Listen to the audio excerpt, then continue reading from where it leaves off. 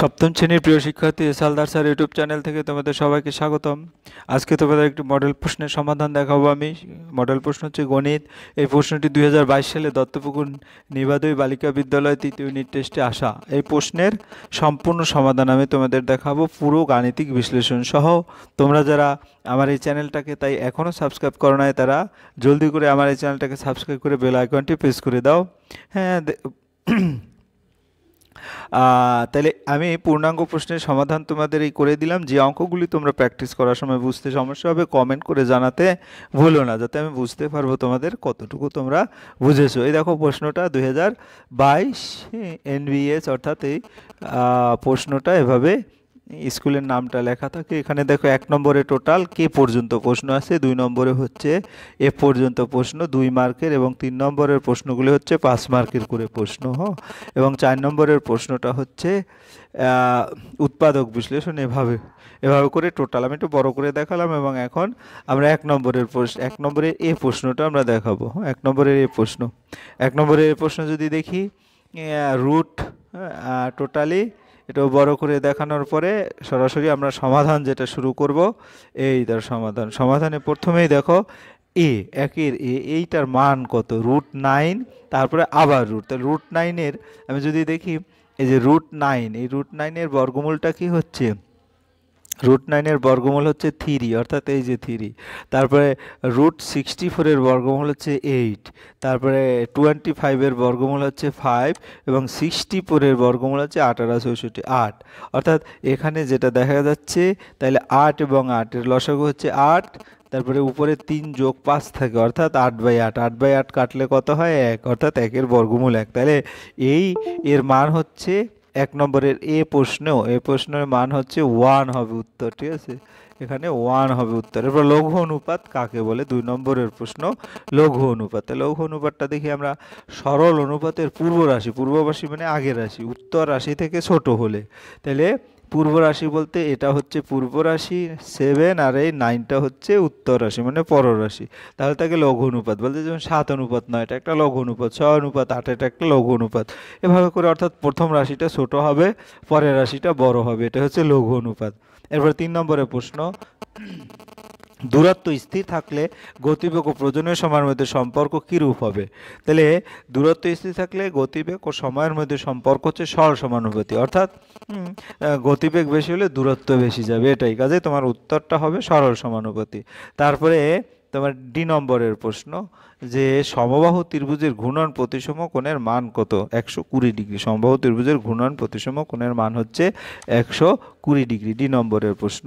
এরপরে ই নম্বরের প্রশ্ন হচ্ছে, যদি 1 বর্গ সেন্টিমিটার সমান ড্যাশ বর্গমিটার, তাহলে কত, দেখা গেছে 1 বর্গ সেন্টিমিটার হচ্ছে 0.0001 বর্গমিটার। কিভাবে, যেমন 1 মিটারের সমান কত, 100। তাহলে আমি যদি 1 মিটারে 100 হয়, তো 1 মিটারকে 100 দিয়ে ভাগ করব, তাইলে সেন্টিমিটারে চলে যাবে। এরকম 2 বার ভাগ করলে 1/100 × 1/100, সেটার উত্তর হবে 0.001 বর্গমিটার। আশা করি তোমরা বুঝতে পেরেছ। এরপর সরাসরি এফ নম্বরে চলে যাব। 8x + 6y - 2x + 3y সমান কত, এটা নর্মাল সিম্পলিফিকেশন, অর্থাৎ 8x + 6y আমি ব্র্যাকেট তুলে দিলাম, মাইনাসে কি হলো, তোমার কি হলো 2x + 3y। তাহলে দেখা যাচ্ছে আমার x এর সাথে x রাখলাম, 8x থেকে 2x মানে 6x, আর 6y থেকে 3y গেল, 3y থাকলো। মানে মেন কথা হচ্ছে এই 8x এর সাথে এইটা -2y, যে যার 6y এর সাথে 3y, ঠিক আছে। তাহলে আমার উত্তর হবে 6x + 3y। এরপরে আমরা যাই জি নম্বরের কোশ্চেনে। জি নম্বর, x/3 = 0 হয়, তবে x এর মান কত সেটা বের করতে বলছে। তাই এটা তোমরা যদি দেখো, এটাকে আর গুণন করলে হবে, অর্থাৎ 3-র সাথে 0 গুণ করে দিলেই 3 × 0 অর্থাৎ x = 0ই হবে। এরপরে এইচ নম্বর, 36কে দুটি বর্গের অন্তরূপে, 36কে অনেকভাবে করা যায়, যেমন 9 × 4 দুটি বর্গ অন্তর, মানে আমার এ বি এর সূত্র জানতে হবে। এ বি এর সূত্র কি, মানে a + b/2, whole square minus a - b/2 whole square, সেই সূত্র ফেলে দিয়েছি। এরপরে আমরা যদি যাই আই নম্বরে হচ্ছে কি, 3 সেন্টিমিটার 4 সেন্টিমিটার এবং 4 সেন্টিমিটার দৈর্ঘ্যের বাহু ত্রিভুজ আঁকা সম্ভব কিনা। হ্যাঁ, তাহলে এই 3টা সেন্টিমিটার আছে, তাহলে 3 যোগ 4 অর্থাৎ প্রথম দুইটা বাহু যদি আমরা যোগ করি তাহলে কত হবে 7 সেন্টিমিটার। 7 সেন্টিমিটারের অবশিষ্ট বাহু থেকে সেটা বড়, কাজেই হ্যাঁ ত্রিভুজ নির্মাণ করতে পারি। এরপরে কি যে নম্বরের প্রশ্ন, একটি বর্গক্ষেত্রের পরিসীমা 4x + 8 একক হলে বর্গক্ষেত্রটি প্রতিটি বাহুর দৈর্ঘ্য কত? তাহলে পরিসীমা দেওয়া আছে, প্রতিটি বাহুর দৈর্ঘ্য, বর্গক্ষেত্রে বাহুর দৈর্ঘ্য মানে হ্যাঁ পরিসীমা ভাগ 4, সেটা করলাম। তাহলে 4 কমন নিলে এই 4-এর সাথে 4 কাটাকাটি গিয়ে x + 2 হবে একক গেল। এরপরে জি কে, এটা কি বলেছে, একটি একচল বিশিষ্ট দ্বিঘাত সমীকরণ উদাহরণ দাও। তাহলে x + 8 x + 5 যে কোনো ইচ্ছে খুশি তোমরা একটা উদাহরণ দিলেই হবে। এরপর আমরা 2 নম্বরের প্রশ্নে দেখতে পাচ্ছি √5 এর দশমিক স্থান পর্যন্ত আসন্ন মান বের করো। 2 নম্বরের প্রশ্ন, প্রতিটা প্রশ্ন। তাহলে আমরা √5 কিভাবে করব? আমরা 5 দশমিক বেশ কয়েকটা শূন্য নেব, 1 2 3 4 জোড়ায় জোড়ায়। তাহলে এই জোড়া এই জোড়া এভাবে করে জোড়ায় জোড়ায় নিতে হবে। তাই 5-5-এর সাথে 2 × 2 = 4। তোমরা যদি একটু বর্গমূল করো তাহলে এই 2-এর সাথে 2 গুণ করলে 4 হয়, 5-এর নিচে সেটা লিখবো, ঠিক আছে। তারপরে 5 থেকে 4 গেল 1 এবং এই জোড়া অর্থাৎ 1 0 এই দুটো নিয়ে আসতে হবে, ঠিক আছে। তারপরে কি দাঁড়ালো, তাহলে এই 2-এর দ্বিগুণ হচ্ছে 4। আর এমনভাবে করব যাতে দেখা গেছে পরের সংখ্যাটাই দশমিক দিলাম, এই কারণে এখানে কিন্তু আমরা 0 0 এনেছি। তাহলে 42 2 এই যে 42 আর এর সাথে 2, যদি বর্গমূল তোমাদের ভালো ধারণা থাকে এই 2, তাহলে 42 2 84, 84 থেকে বিয়োগ করলে 16 হয়, আর দুটো শূন্য নিয়ে আসলাম। তারপরে আবার 2 2 এর দ্বিগুণ করব 44 হবে, 44-এর সাথে এখানে 3 দিলাম, তাহলে 1329 হয়, অর্থাৎ 443 × 3। এরপরে আবার 223-এর দ্বিগুণ করলে 446, এর সাথে আবার একটা 6 নিয়ে আসলাম, তাহলে দেখা যাচ্ছে 2606 অর্থাৎ 304 অবশিষ্ট। তাহলে আমার বর্গমূল হবে 2.236। এটা 2 দশমিক যদি হয় তাহলে ওই 6টাকে উঠিয়ে দিয়ে সেখানে আগের ঘরে 3-3-এর পরিবর্তে 4 লিখবো। আশা করি বুঝতে পেরেছ। দুটি ত্রিভুজের সর্বসমতার দুটি শর্ত লেখো। দেখো, তিনটা বাহু যদি সমান হয় তাহলে ত্রিভুজ দুটি সর্বসম। যেমন এই একটা তোমাদের দুটো শর্ত বলেছে, আমি 4টি শর্তই দিয়ে দিছি। বাহু একটা কোণ একটা বাহু এভাবে থাকলেও তারা সর্বসম হয়। যে কোণ একটা, দুটো কোণ একটা বাহু, তাইলেও তারা সর্বসম হয়। অথবা সমকোণ অতিভুজ বাহু, তাইলেও সর্বসম। তোমরা যে কোনো দুটো অপশন দিয়ে উত্তর দেবে। যাই হোক, এরপর আমরা চলে যাচ্ছি পরের প্রশ্ন। পরের প্রশ্ন হচ্ছে এই যে x² এর মান কত হলে t² - tx + 1/4 পূর্ণবর্গ রাশি হবে। তাহলে এটা হচ্ছে অঙ্ক। তারপরে t² + 1/4টাকে এপাশে আনলাম আর tx-কে এপাশে নিয়ে নিলাম। t এর বর্গ t² + 1/4 এর বর্গ 1/2² - tx। তাহলে a² + b² এর সূত্র হচ্ছে a - b² + 2t 1/t - tx, ঠিক আছে। তাহলে যেটা হয় সেটা হচ্ছে এই দুটোর এটা একটা বর্গ রাশি হয়ে গেল। বাকি এখান থেকে আমরা যদি 2 কেটে দিই, 2 কেটে দিই t - tx, ঠিক আছে, এভাবে হয়। তাহলে t - tx, সেখান থেকে যদি t কমনে 1 - s, অর্থাৎ t = 0 হবে না, কাছে x এর মান হবে 1। তোমরা এখান থেকে দেখতে পাচ্ছ। এরপরে আমরা চলে যাচ্ছি 2 নম্বরের ডি নম্বর, সামান্তরিক এবং আয়তক্ষেত্রের দুটি পার্থক্য। আয়ত কি? চতুর্ভুজের বিপরীত বাহুগুলো পরস্পর সমান এবং সমান্তরাল এবং প্রত্যেকটি অন্তস্থ কোণ সমকোণ বা 90 ডিগ্রি হলে তাকে আয়ত বলে। আর যে চতুর্ভুজের বিপরীত বাহুগুলো পরস্পর সমান এবং সমান্তরাল কিন্তু কোণগুলো সমকোণ নয়, তাকে সামান্তরিক বলে। তাহলে সামান্তরিক ও আয়তক্ষেত্রের একটা পার্থক্য দেখানো হলো।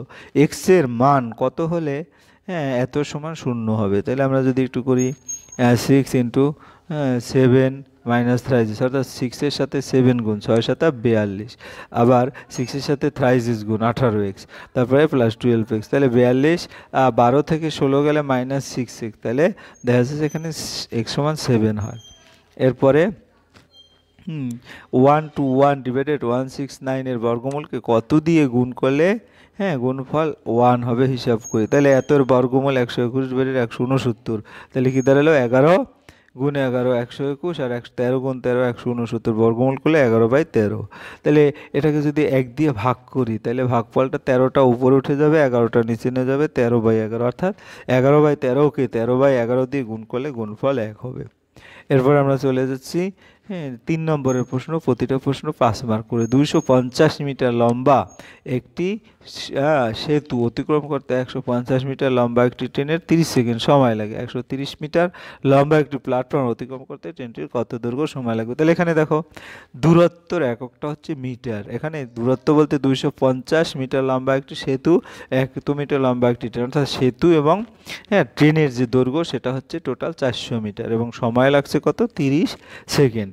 তারপরে আবার দেখা যাচ্ছে ওই ট্রেনের 130 মিটার লম্বা একটি প্ল্যাটফর্ম, তাহলে এখানে 130 যোগ 150, ট্রেনের দৈর্ঘ্য সেম থাকবে, এটার সাথে 130, 280, এটা এখানে হওয়ার। তাহলে গতিবেগ একই থাকলে সময় ও দূরত্ব সমানুপাতিক, সময় ও দূরত্ব হচ্ছে সমানুপাতিক। তাহলে অনুপাতের নিয়ম হচ্ছে কি 400 অনুপাত 280। এটা তোমাদের জানতে হবে, যেহেতু সরল অনুপাত প্রথম দুটো রাশি এই যে পরপর নিচে লিখতে হবে অনুপাত দিয়ে, এবং ডাবল অনুপাত দিয়ে 30 অনুপাত হোয়াট। তাহলে এই হোয়াটটাই হচ্ছে কি আমার সময়। তাহলে সময় সমান, এটা যদি আর একটু ক্যালকুলেশন করি 40 ডিভাইডেড 280 এভাবে হবে, 40 ডিভাইডেড 280, তারপরে 280 এভাবে যাবে, আর সমান সমান ডবল অনুপাতের জায়গায় সমান সমান দিব, উপরে 30 নিচে সময়, ঠিক আছে, উপরে 30 নিচে হচ্ছে সময়। তাহলে এটাকে আর গুণন করলে সমান সমান 280 ডিভাইডেড 30, কাটাকাটি করলে 21 সেকেন্ড আসে। কীভাবে 21 সেকেন্ড? এই দুটো শূন্যর সাথে এই দুটো শূন্য চলে যাবে, তাহলে 4 7 28, অর্থাৎ 7 আসবে, এখানে 4-এর সাথে কাটলে 7 আসবে। তাহলে 3 7 21 সেকেন্ড। ওই ট্রেন 130 মিটার লম্বা একটু প্ল্যাটফর্ম অতিক্রম করতে 21 সেকেন্ড সময় লাগে গেল এটা। এরপরে সি নম্বর, 30 মিটার দীর্ঘ একটি জমি চাষ করতে 150 টাকা খরচ। না, এটা বি নম্বর। একটি ট্রেন 10 সেকেন্ডে 150 মিটার লম্বা প্ল্যাটফর্ম দাঁড়ানো একজন লোককে অতিক্রম করে, প্ল্যাটফর্ম অতিক্রম করে 22 সেকেন্ডে, হিসাব করে ট্রেনটির দৈর্ঘ্য গতিবেগ নির্ণয় করি। দেখো এখানে কি করছে, ট্রেনটি 22 সেকেন্ডে অতিক্রম করে 150 যোগ ট্রেনের দৈর্ঘ্য, তাই ট্রেনটি 10 সেকেন্ডে অতিক্রম করে ট্রেনের দৈর্ঘ্য সমস্ত ইনফরমেশন দিয়ে দিলাম, বিয়োগ করে পাই, অর্থাৎ 12 সেকেন্ড অতিক্রম করবে 150 ট্রেনের দৈর্ঘ্য মাইনাস ট্রেনের দৈর্ঘ্য, সুতরাং 150 মিটার। তাহলে সময় 12 সেকেন্ড আর দূরত্ব 150 মিটার, সময় 10 হোয়াট। তাহলে গতিবেগ একই থাকলে সময় দূরত্ব সরল সমানুপাতিক, কাজে 12 অনুপাত 10 এটা, আবার ডবল অনুপাত দিয়ে 150 অনুপাত হোয়াট, 150 অনুপাত দূরত্ব যেটা। তাহলে আমার সেই একইভাবে দূরত্ব হবে কি 100 মানে 10 গুণ 150 ডিভাইডেড 12, কাটাকাটি করলে 125 মিটার, ট্রেনটির দৈর্ঘ্য হবে 125 মিটার। আবার সময় 12, এখানে সময়টা হোয়াট, আবার দূরত্ব 150, এক সেকেন্ডে কত দূরত্ব অতিক্রম করবে, দূরত্ব হচ্ছে হোয়াট। তাহলে গতিবেগ একই থাকলে সময় দূরত্ব, অর্থাৎ গতিবেগ যেহেতু বের করতে বলছে তাই 1 সেকেন্ড, কারণ 1 সেকেন্ডে যত দূরত্ব অতিক্রম করে সেটাই গতিবেগ, তাই 12 অনুপাত 1, 150 অনুপাত হোয়াট।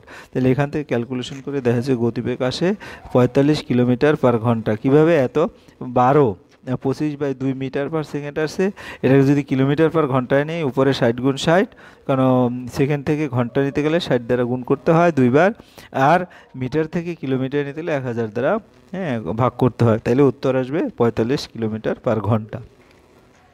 তারপরে হচ্ছে আমাদের 6 নম্বরের প্রশ্ন, 30 মিটার দীর্ঘ একটি জমি চাষ করতে, দৈর্ঘ্য 30 মিটার একটা জমি চাষ করতে 150 টাকা খরচ হয়েছে। জমিটির প্রস্থ যদি 5 মিটার কম হতো তবে খরচ 120 টাকা। জমির প্রস্থ হিসাব করি, তবে জমির প্রস্থ হচ্ছে x মিটার, জমিটির ক্ষেত্রফল হচ্ছে 30 গুণ x, দ্যাট মিনস 30x বর্গমিটার। জমিটির প্রস্থ 5 মিটার কম হলে জমিটির প্রস্থ হবে x - 5 মিটার, তাহলে ক্ষেত্রফল হবে দৈর্ঘ্য গুণ প্রস্থ, অর্থাৎ 30 গুণ x - 5 বর্গমিটার।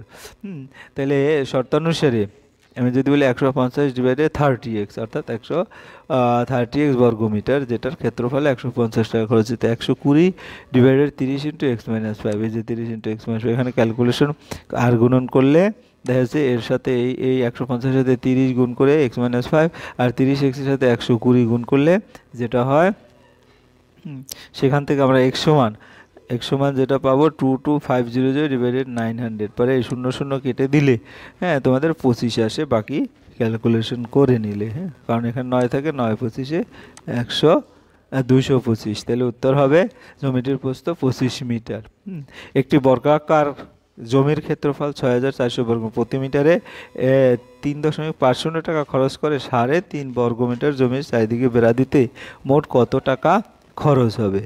হ্যাঁ, তাহলে বর্গাকার জমির ক্ষেত্রফল হচ্ছে 6400 মিটার, বর্গাকার জমির বাহুর দৈর্ঘ্য, এটাকে জাস্ট বর্গমূল করলে 80 গুণ 80 অর্থাৎ 80 মিটার, বর্গাকার জমির পরিসীমা 4 গুণ 80 অর্থাৎ 320 মিটার। তো প্রতি মিটার যদি এত টাকা খরচ হয় জমির চারদিকে বেড়া দিতে, 320 ডিভাইডেড 300 অর্থাৎ 1120 টাকা। সহজ একটা অঙ্ক 5 নম্বরের। এরপরে আমরা চলে যাচ্ছি বিনয়বাবু তার অবসর গ্রহণের সময়, তাই তো। বিদ্যালয় গ্রন্থাগার দেওয়ার পর বিনয়বাবুর কাছে বাকি থাকে হলো এটা থেকে বিয়োগ করতে হবে, কারণ 1,96,150 টাকা থেকে 20,000 দিয়ে দিলে 176। তার স্ত্রী পুত্র কন্যার মধ্যে 5:4 অনুপাতে ভাগ করে দিলেন। তাহলে স্ত্রীর প্রাপ্য টাকা উপরে 5 আর নিচে অনুপাতগুলির যোগফল 5+4+4 অর্থাৎ 5/13 ভাগার পুত্রের প্রাপ্য ভাগার এবং কন্যার প্রাপ্য ভাগার, যার যার অনুপাতটা উপরে যাবে আর বাকি টোটাল অনুপাতের যোগফল। তাইলে এত টাকার মধ্যে তিনি স্ত্রীকে দিলেন 1,76,150 গুণ 5/13, কাটাকাটি করলে তোমরা কাটাকাটি করে নেবা 67,750 টাকা। এটার সাথে এটা কাটলেও দেখা গেছে তোমার 54,200 টাকা, আবার এটার সাথে এটা কাটলে 54,200 টাকা আসে। তাহলে এটা হবে উত্তর। এরপর উৎপাদকে বিশ্লেষণ। উৎপাদকে বিশ্লেষণ a² - 1 + 2b - b²। তাহলে a² - 1 এটাও প্রশ্ন, স্কোয়ার মাইনাস, এখানে মাইনাসটা কমন নিলাম, b² আগে লিখে b² প্লাসটা হয়ে গেল মাইনাস আর এই মাইনাসটা হয়ে গেল প্লাস, অর্থাৎ b - 1 হোল স্কোয়ারের সূত্র, a² - b² সূত্র a + b - 1 a - b - 1 অর্থাৎ a + b - 1 a - b + 1। এরপরে হচ্ছে x⁴ অর্থাৎ এ নম্বরের প্রশ্ন। আমরা প্রথমে বি নম্বরের প্রশ্ন x⁴ + x² y²। তাহলে আমার x² হোল স্কোয়ার অর্থাৎ x⁴ কে ভাঙালে এই যে x² y² হোল স্কোয়ার, আবার y⁴ কে ভাঙালে y² হোল স্কোয়ার হয়, আর x² + y² এটা এখানে পড়ে রইল।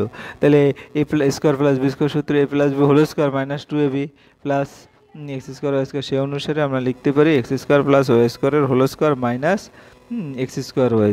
তাহলে এটা একটা সূত্র পেলো, এটা a² - b²। তাহলে a² - b² সূত্র কি a + b × a - b, এভাবে করে উত্তরটা লিখে নেবে। এরপরে পরের যে উৎপাদকটা বাকি রইল 80m² - 125।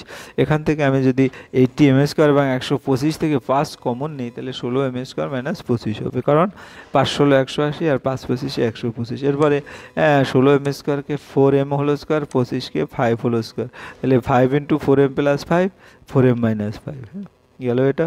এরপরে যে সমাধানটা করব সেটা হচ্ছে এ নম্বরের সমাধান, যেটা বইয়ের 14 নম্বরের প্রশ্ন। এটা সমাধানের ক্লাসের বা কষে দেখি যে সমাধানটা আছে সেটা। তো 2x/3 = 3x/8 + 7/12, ঠিক। 2x/3 - 3x/8 = 7/12। এটা আমরা কি করলাম, x এক পাশে নিয়ে এসে লসাগু করে নর্মালি সিম্পলিফিকেশন বা সরলীকরণ করলাম। তাই 16 থেকে 9x গেলে 7x থাকে আর 24 রয়ে গেল। তারপরে কি করলাম, 12-র সাথে 7x গুণ করে দিলাম আর এখানে 7-এর সাথে 24 গুণ করে দিলাম, অর্থাৎ আর গুণ এটার সাথে এটার সাথে এটা। তাহলে 84 7 12 84 আর এখানে 7 24 168। তাই x সমান 168কে 84 দিয়ে ভাগ করলে 2 আসে। তাই নির্ণয় সমাধান x = 2। এরপরে আমাদের পরের সমাধান x + b + 3/d 3cx + d/2। তার গুণন করলাম, তাহলে 2ax + 2ab আর 3cx + 3d। এরপরে x গুলো এক পাশে নিলাম, x × 2a - 3c 3d - 2b। তো x সমান হচ্ছে 3d - 2b 2a - 3c, ঠিক আছে, নির্ণয় সমাধান। এরপরে হচ্ছে তোমার x/a + b x/b + a, তাহলে x/a - x/b = a - b। তাই b xটা কমন এলে b - 1 ডিভাইডেড ab = ab, তাহলে b - a ডিভাইডেড ab অর্থাৎ কাটাকাটি করলে ab থাকে উত্তর, ঠিক আছে। তোমরা একটু ভালো করে দেখবে, এটা উদাহরণের প্রশ্ন। এরপরে 6 নম্বরের প্রশ্ন কি আছে, আমার ব্যাগে 5 টাকার এবং 10 টাকার মোট মুদ্রার সংখ্যা 20টি। ব্যাগে মোট 145 টাকা থাকলে কোন মুদ্রা কতগুলো আছে হিসেব করি। ধরি আমার কাছে 5 টাকার মুদ্রা সংখ্যা x তাহলে 5 টাকার মুদ্রা সংখ্যা x থাকলে আমার কাছে 10 টাকার মুদ্রা সংখ্যা হবে 20 - x। তাহলে শর্তানুসারে 5 গুণ x 10 গুণ 20 - x সমান 145। তাহলে 5x আর 200, তারপরে 10 গুণ x - 10x সমান 145।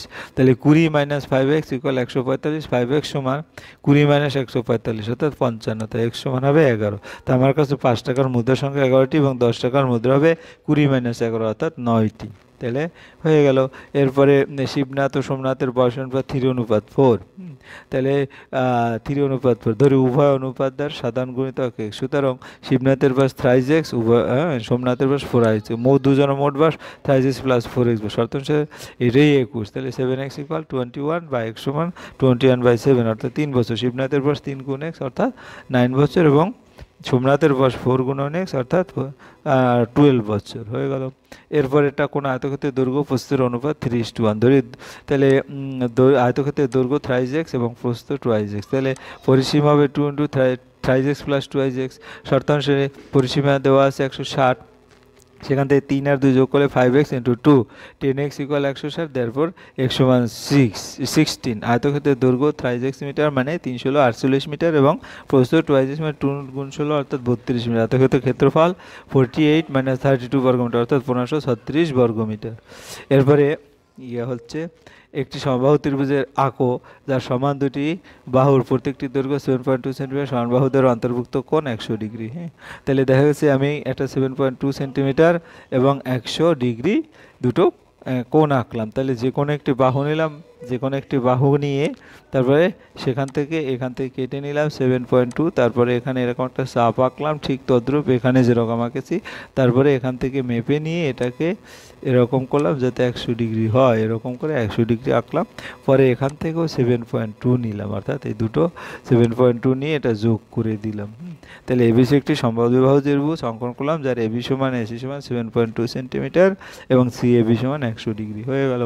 এরপরে হচ্ছে একটি rhombus P Q R S আঁকি যার পি কিউ সমান 5.4 এবং পি আর সমান 8 সেন্টিমিটার। একটি রম্বস পি কিউ আর আঁকি যে 5.4 এবং পি আর সমান 8 সেন্টিমিটার। হ্যাঁ, তাহলে আমরা কি করব, হ্যাঁ পি আর মানে কর্ণ অর্থাৎ যে কোনো একটি বাহু থেকে একটা এরকম যে কোনো একটি বাহু থেকে আমরা 8 নিলাম।